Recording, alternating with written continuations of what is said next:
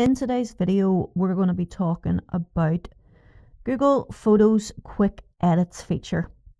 If you're like me, you probably want to make your photos look better before sharing them, but you don't have all day to tweak every little detail. So that's where quick edits would come in. I'll walk you through exactly how to use it step by step and give you some tips and honest thoughts along the way. So let's get started. So the first things first, open up your Google Photos app on your phone. If you don't already have it, it's available on both Android and iOS. Once you're in the app, go ahead and select the photo you want to edit.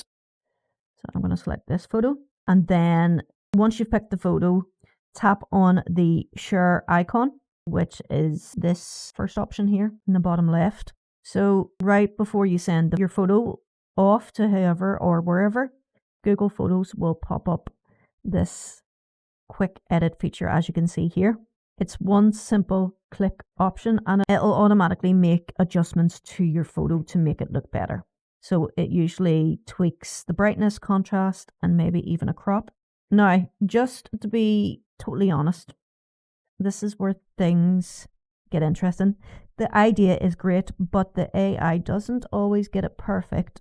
So let's talk about what happens when you apply the edits and what they actually do. When you tap that button, Google Photos does its thing. It adjusts the brightness, sharpness, and sometimes the crop, depending on what it thinks the photo needs. If you like what you see, awesome, you're done. If not, you can just hit the X button and go back to the original. Sometimes it can make the photo look a bit too bright or mess with the colors, but it's a good starting point, especially if you're in a hurry.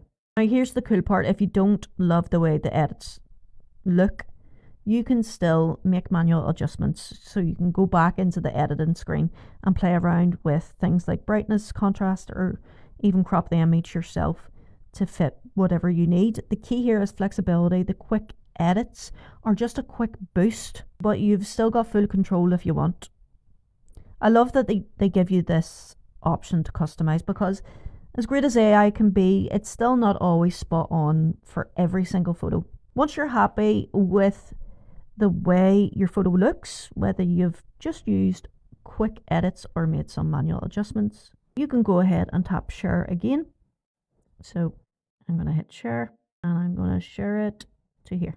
So just back on that, when I hit the enhanced option, all you have to do is tap and hold the screen to see the original.